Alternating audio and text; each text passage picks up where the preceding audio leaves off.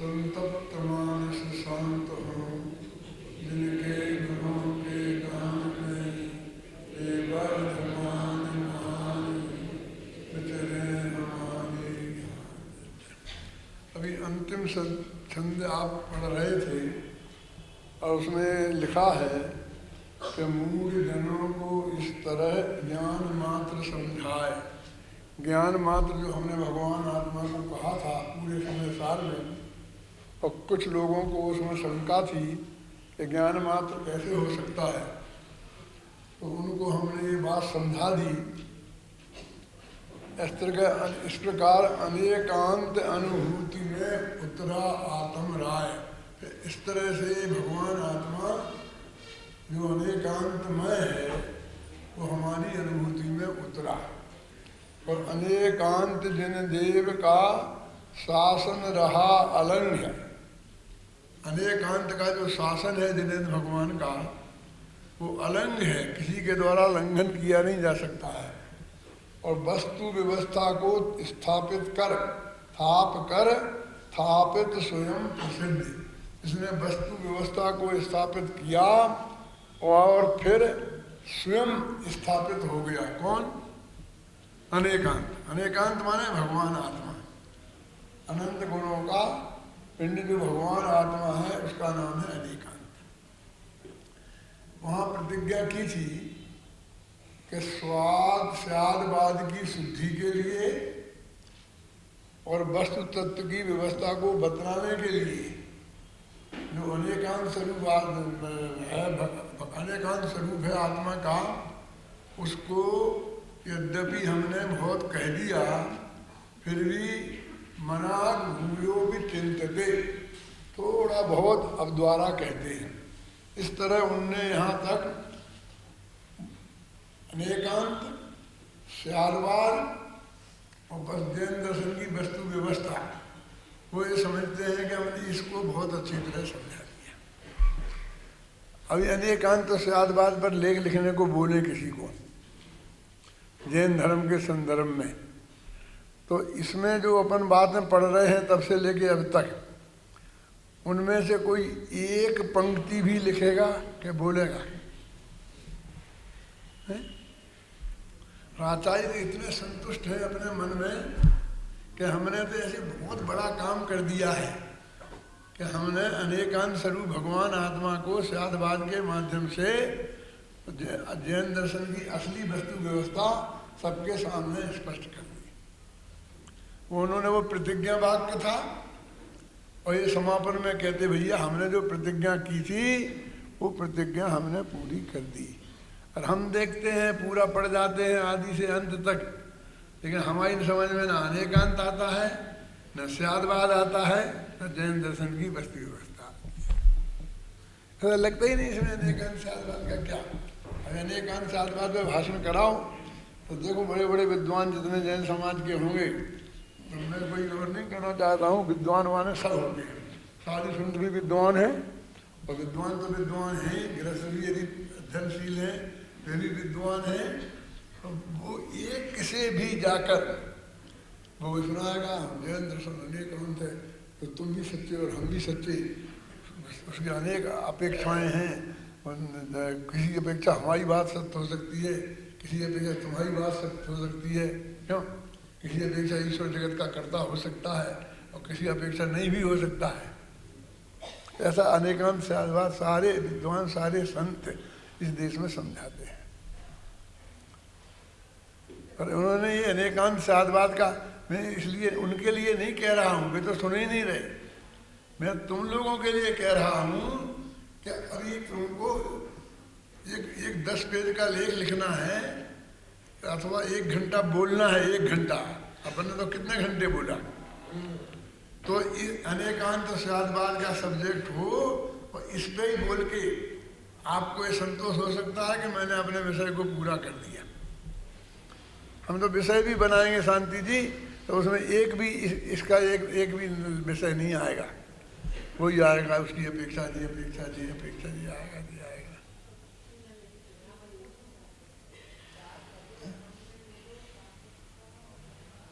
यानी अभी क्या है, जो अपना भी भाव वाला छंद चल पड़ना है अपन को।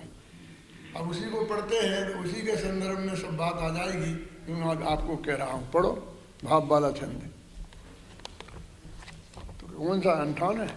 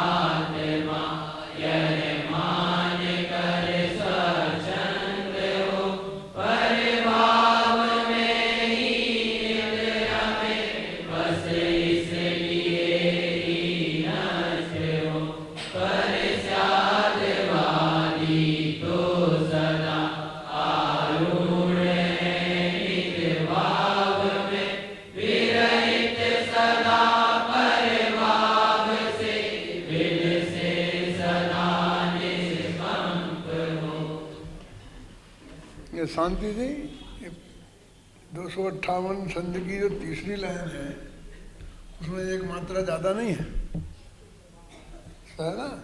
सर्वस्मिन नियता स्वभाव होना चाहिए ना।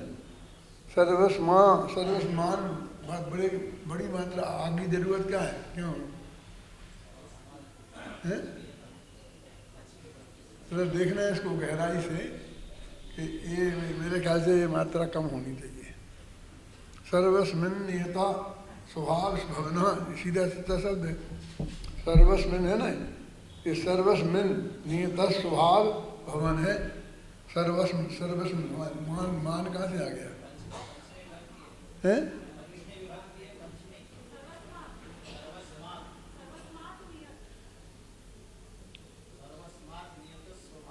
हाँ ठीक है। देखो एक बात मैं और आपको ध्यान आकर्षित करना चाहता हूँ कि इस समय सार में जो मूल ग्रंथ है इसमें इसी सब बातों को गद्य में पहले लिख दिया और फिर बाद में 14 छंद दिए और 14 ही बातें ही पूरी गद्य में पहले लिख दी। इस समय सार अनुशीलन में हमने क्या किया तो उस गद्य के साथ फिर उस पद को जोड़ा, तो इसलिए वो पद उठाकर बीच बीच में गद्य के जोड़े गए हैं।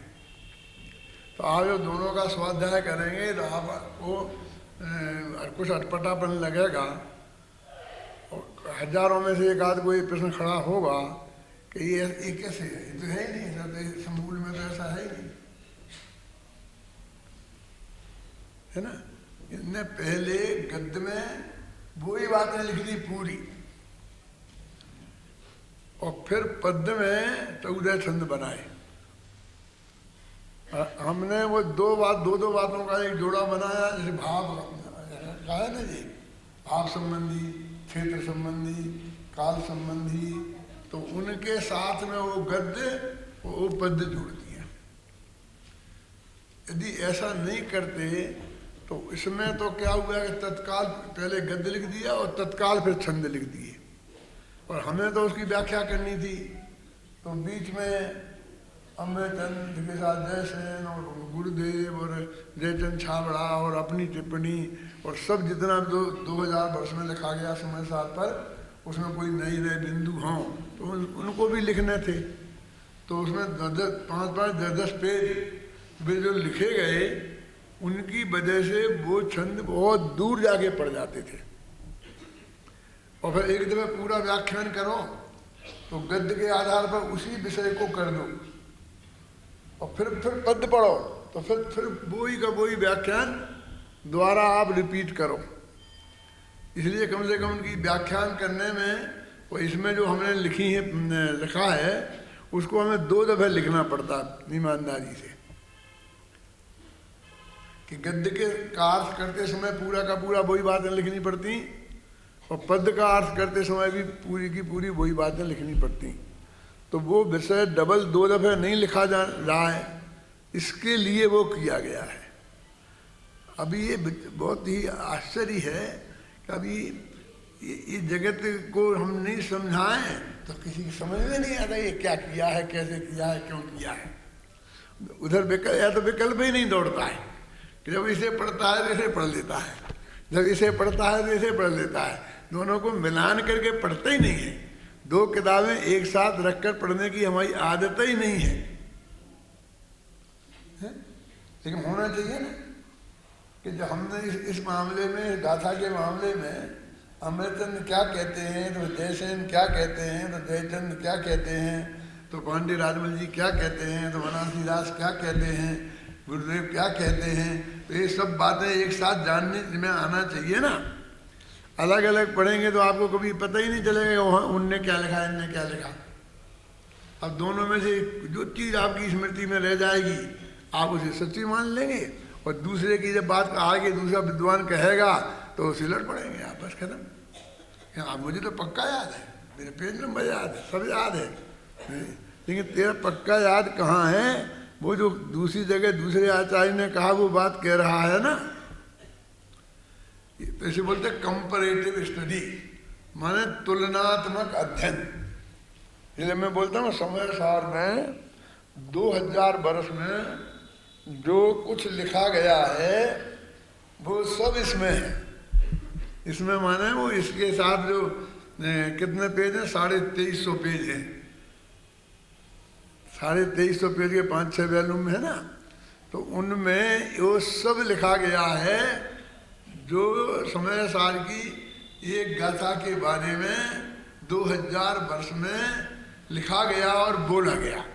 वैसे तो लिखा भी बहुत गया होगा जो गायब हो गया है, और बोला भी उससे कई गुना गया होगा।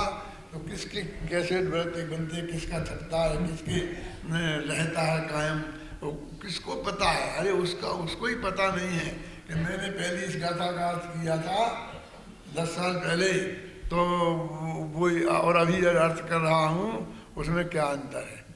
पूज्य गुरुदेव श्री का आप देखना, ये वो बताएंगे पहले मैंने ये बात ऐसी कही थी इस गाथा के संदर्भ में, और अभी ये बात मैं कह रहा हूँ क्योंकि ये बात मेरी उसके बाद पढ़ने में आई, और ये नहीं मेरी समझ में आई। बराबर वो कहते कि वो 15-10 साल पहले मैंने प्रवचन में क्या कहा था, क्योंकि वो खूब मंथन कर करके करते थे।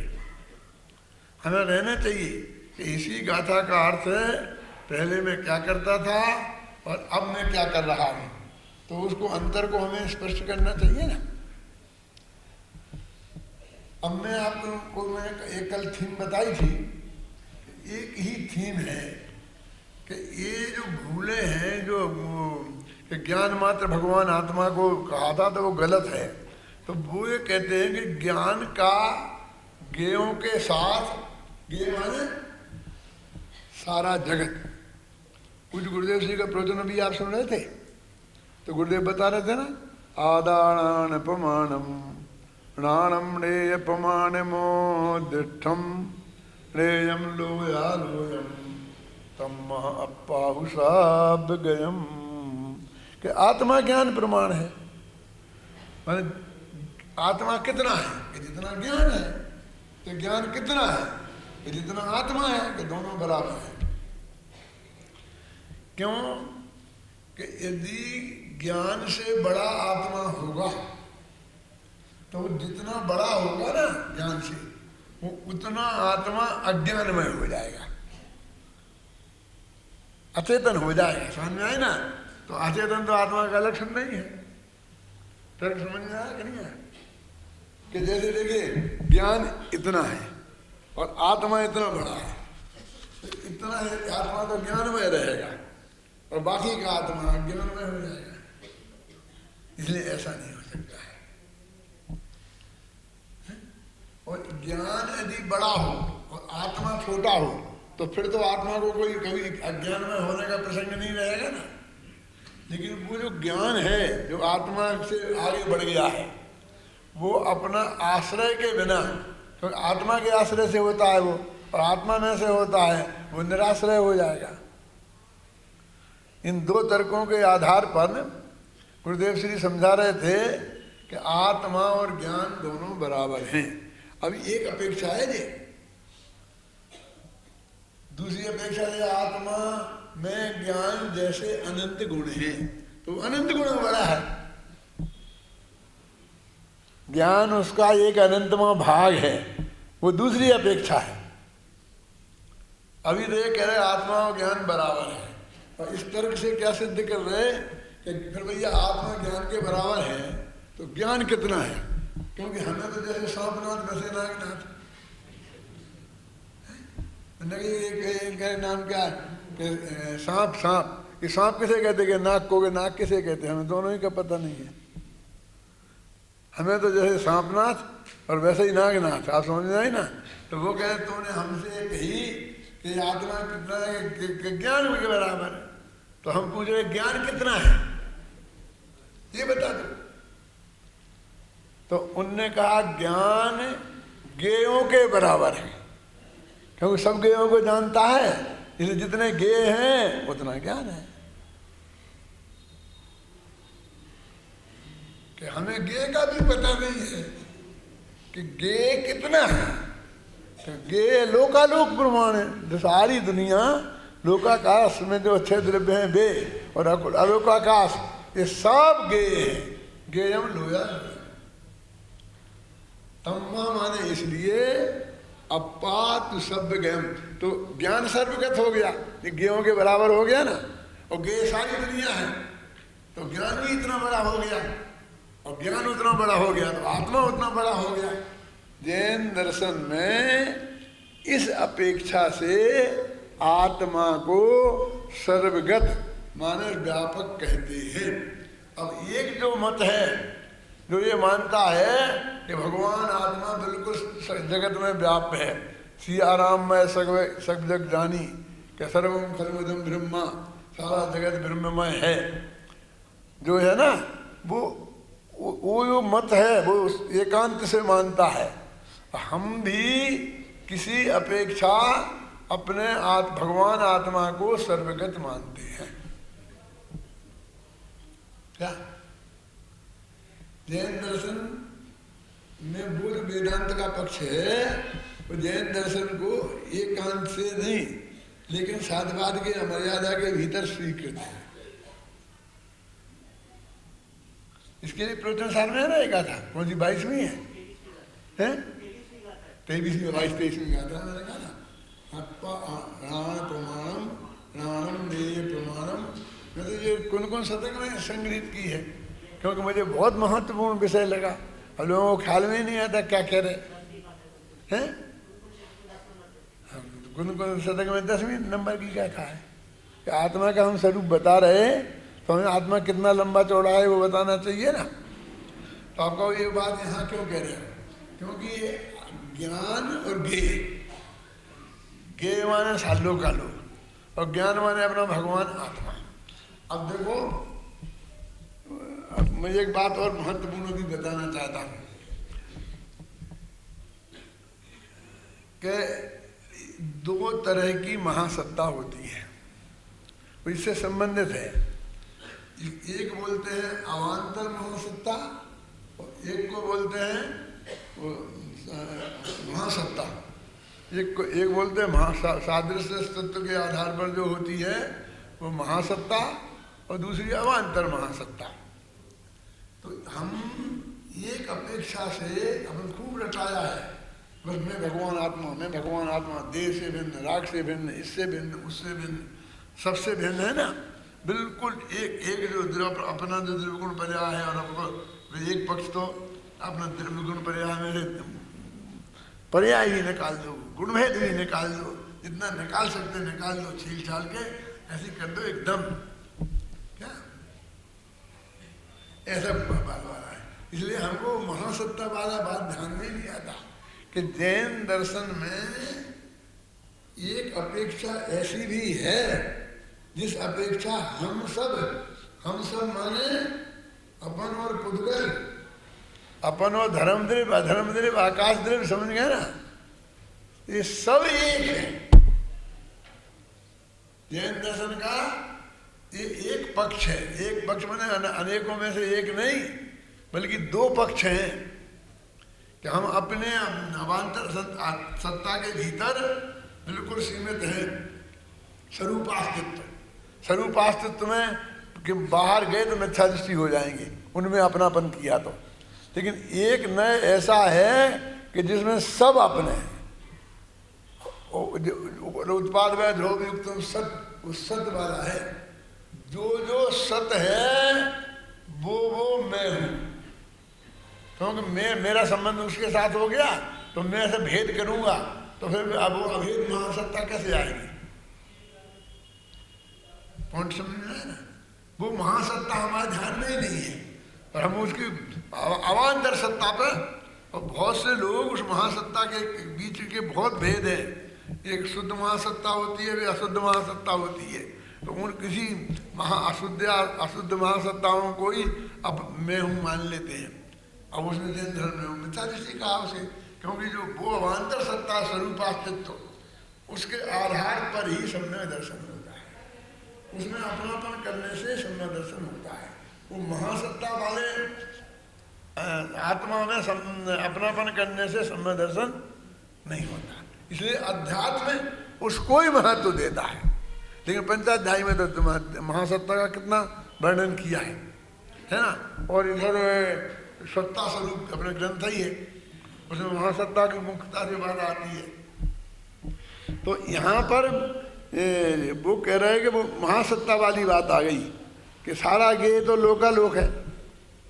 अब वो सारा गे भगवान आत्मा के ज्ञान में आ रहा है, और भगवान आत्मा का स्वभाव सारे गेयों को एक साथ जानने का है। ये हम नहीं जान पा रहे, ये तो हमारी विकारी अवस्था है, पूर्ण निर्मल अवस्था नहीं है, इसलिए नहीं जान पा रहे। ये तो हमारी कमजोरी व्यक्तिगत है, लेकिन स्वभाव तो हमारा अनंत भगवान जैसा ही है ना। मम स्वरूप है सिद्ध समान। हमारी इस कमजोरी को क्यों पकड़ते हैं?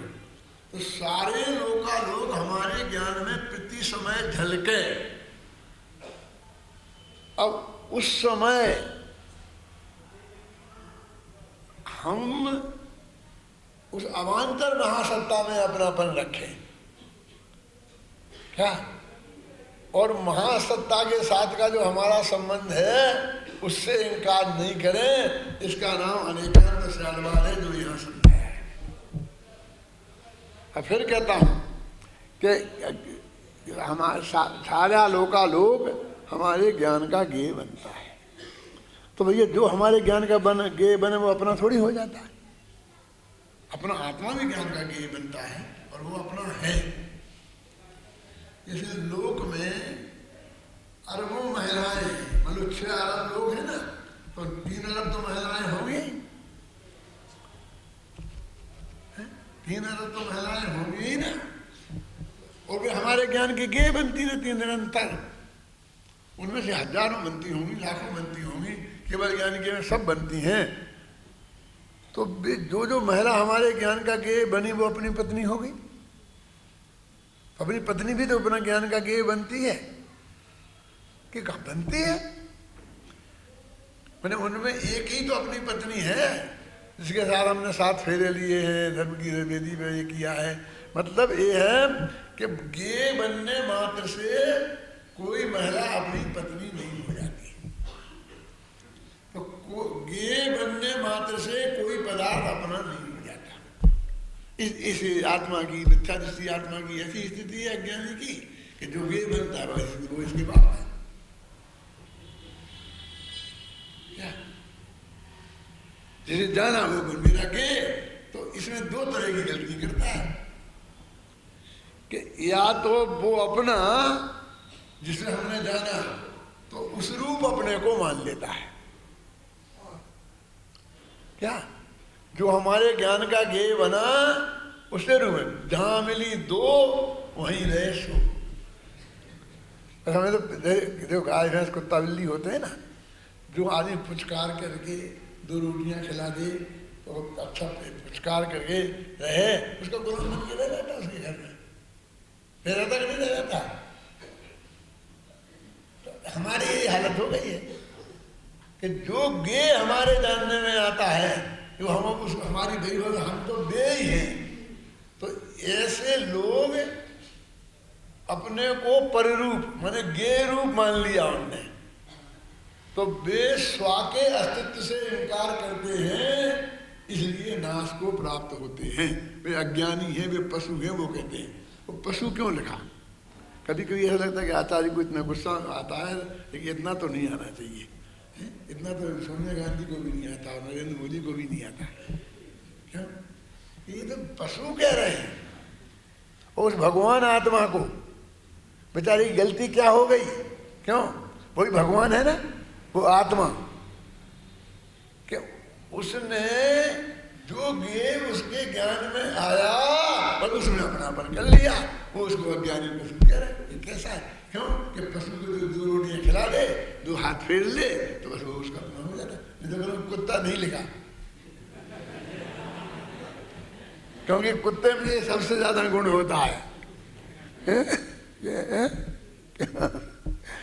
ख्याल में पशु क्यों लिख रहे? क्योंकि पशु, तुम पशु हो इसलिए पशुता करते हो, इसलिए लिखा। कहते ना तुम पशुता तो छोड़ना नहीं चाहते हो। और हमसे कहते पशु क्यों कहते हो?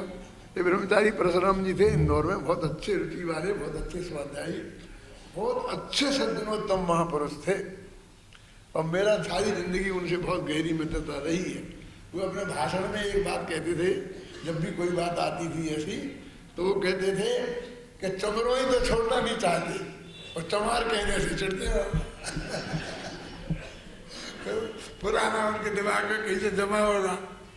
तो चमरोई समझे कि नहीं? मैंने चमारों जैसी बातें कहना तो छोड़ना नहीं चाहते हो, और हम कहते हैं तो हम लड़ते हो। ये छोड़ दो ना। ये आत्मा ये क्या है कि जिस जो जानने में है वो हमारा। और ऐसा ऐसा लट्टू होता है कि वो उसी रूप हो जाता है। तो उसने क्या गलती करता है कि वो जानने वाला जो ज्ञान तत्व है, वो ज्ञान तत्व के अस्तित्व को स्वीकार नहीं करता है, क्योंकि इनकार कर दिया उसने। तो अपने गे रूप अपने को मान लिया। वो ज्ञान भाई जो नहीं जाने वो ज्ञान क्या है? जाने वही तो ज्ञान है ना। हम तो जान सकते हैं सारी दुनिया को, वो जाने है ही नहीं तो क्या करना। हमारे पिताजी ये कहा करते थे कि एक आदमी था, एक कुत्ती को पाल रखा, बहुत दुबली पतली थी। तो लोग मुझे बहुत चिढ़ाते थे कि इसे कुछ खिलाओ पिलाओ, इतनी दुबली पतली है तुम्हारी कुत्ती है, क्या बात है।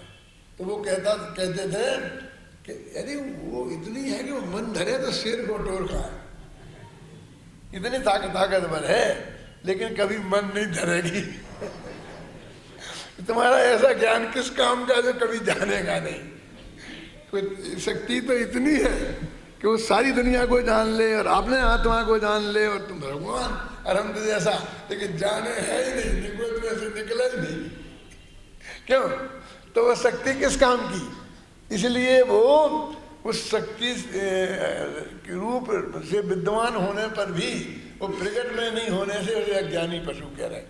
कहते क्या बात हुई कि जिस गे को जाना उसी गे रूप अपने को मान लिया, उसने अपने आत्मा का अस्तित्व का नाश किया, तो यहाँ स्यादवाद अपने अपने से अपने अस्तित्व से सिद्धि करके आत्मा की और उसके इस अज्ञान से नाश से बचना बता लेते हैं।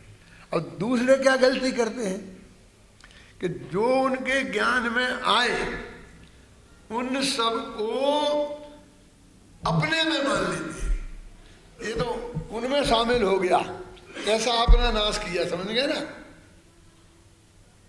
जैसे कोई गोद चला गया तो उसने कहा ना इनका कुल चलाएगा वो, तो इनकी गोत्र की वो प्रसिद्धि करेगा ना भविष्य में, क्यों?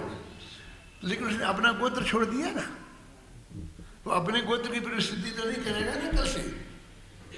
वो जिस गोत्र का है वो गोत्र, तो एक कोई ऐसा कोई सज्जन पर ज्यादा करेगा, वो तो बच्चे थे होते हैं तो बेचारे चले जाते हैं, भेज देते हैं चले जाते हैं। कोई समझदारी में आकर के कोई 30-40 वर्ष का आदमी को गोद लो तो जाए तो बताओ, किसी ने लिया हो कोई गया हो तो बताओ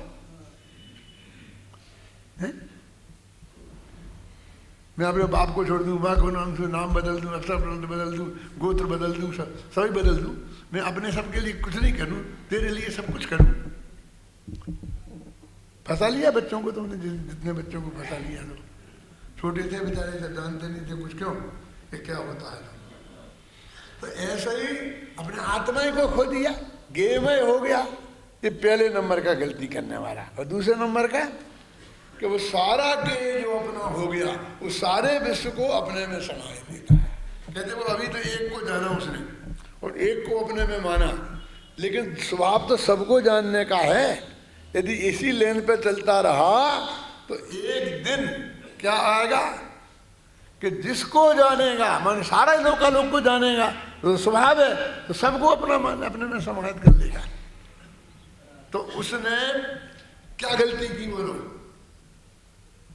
पर का नाश कर दिया नहीं, अपने नास्तित्व गुण का अपमान किया।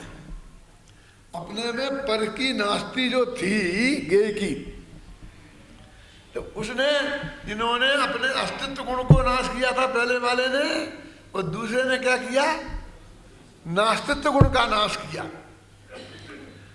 अब इन्होंने क्या किया है देखो, एक छंद का अर्थ समझ में आ जाए तो एक दिन में तुम्हें 14 ही छंदों का अर्थ समझ में आ जाएगा।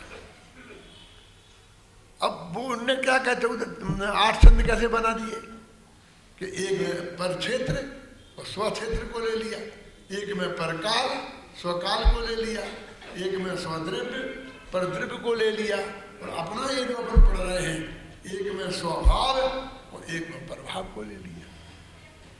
अभी देखो जो मैंने बोला ना, ये छंद पढ़ रहे थे ना अपन, अब इसके पीछे गद्य में है जी, तो मैं गद्य में निकाल करके आपको पहले पढ़ता हूँ, पढ़ाना नहीं, 2-4 ही लेना होगा, इतना सा है माल, बस खत्म। एक दिन में मैं ये सब पढ़ा सकता हूँ, इतना माल है। और तुम पढ़ते पढ़ते परेशान हो जाओ तो वर्ष भर तक पढ़ो और एक अक्षर समझ में नहीं आए ये क्या कह रहे हैं। इसमें तो गद्य में है ना पीछे,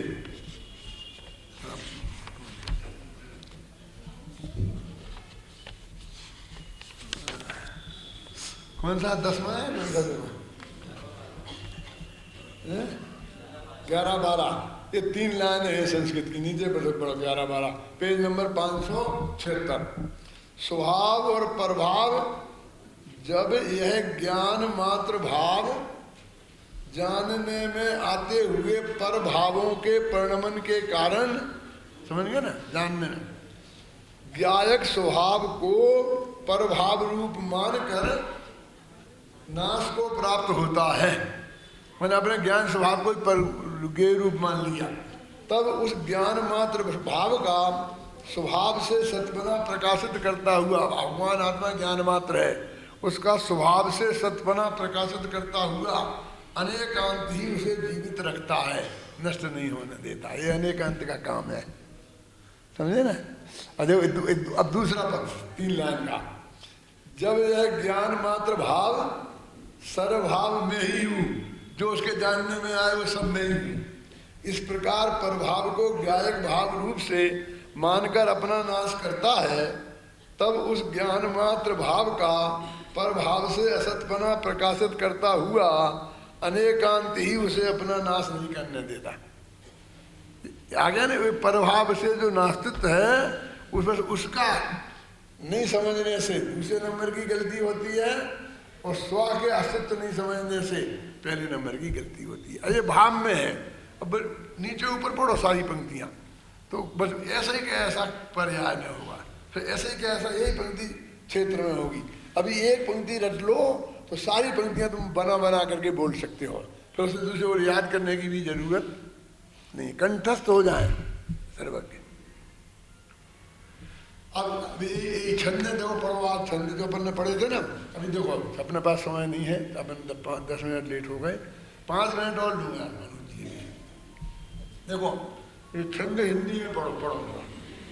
पर भाव है ही नहीं ना, हमारा तो कोई अस्तित्व है नहीं। आप हमारी पीठ पर खड़े हो, कोई हमें छेड़ेगा तो आप उसकी तबीयत ठीक कर दोगे, क्यों? तो हमारा सारी सत्ता तो हमारे पीछे जो खड़ा है, क्यों उसके आधार पर हो गई ना। क्यों चिंता करते हो?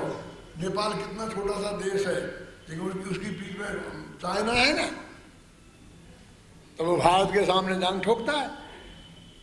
अरे भाई अस्तित्व तो उसे बोलते हैं जो अपनी ताकत पर हो, जो गेयों के भरोसे अपना अस्तित्व मानता है वो गे रूप हो गया। देखो परभाव से निज भाव का अस्तित्व माने अज्ञजन पर में रमे, इसलिए पर में ही रमन करते हैं, क्यों? इससे ही मेरा अस्तित्व है।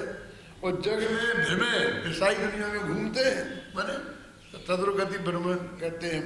निज आत्मा को भूल कर पर भिन्न हो पर भाव से ज्ञानी रमे निज भाव में, बस इसलिए इस लोक में वे सदा ही जीवित रहे। वो कहते हैं कि जो जानने में गे आए वो मैं नहीं हूँ, वो जानना जो मेरा स्वभाव है ना वो मैं हूँ।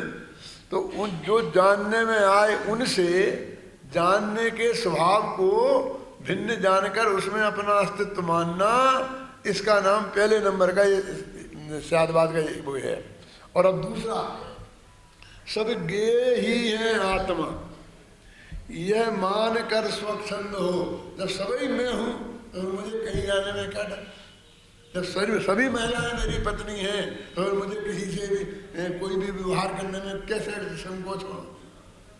जब तूने ये मान लिया यदि कि तेरे ज्ञान का जो गे बना वो ही तेरा है, वो पशु तो पशु लिखा ना, तो पशु की प्रवृत्ति होगी ना, क्यों? अब पशुओं में यही तो है कि कौन उसका मतलब पत्नी कौन पति, कि बस जो दिख गया जो सामने है बस वो ही है, तो झगड़ा खत्म। इसलिए वो इसे पशु लिखा। पर भाव से ही नित्व रमे, बस इसलिए ही नष्ट हों। पर स्यादवादी तो सदा आरूढ़ है निज भाव में, विरहित सदा पर भाव से बिल से सदा निष्कंप हो। यदि जो मैंने आपको समझाया है कल और आज, इन दोनों व्याख्यानों को बहुत गहराई से आप समझ लेंगे तो ये पूरा प्रकरण जिसमें 14 छंद हैं और 14 बातों को गद्य में बताया गया है, अनेकांत शादवाद की स्थापना की गई है, वस्तु की व्यवस्था को व्यवस्थित समझाया गया है, वो सब की समझ में गारंटी से आ जाएगा। और उस प्रश्न का उत्तर समझ में आ जाएगा। कौन सा प्रश्न? कि ज्ञान मात्र जो आत्मा को कहा था उसमें एकांत होता है, तो उनने सिद्ध कर दिया कि ज्ञान मात्र आत्मा में एकांत नहीं होता है, वो अनेकांत की सिद्धि भी सबसे समझ में आ जाए।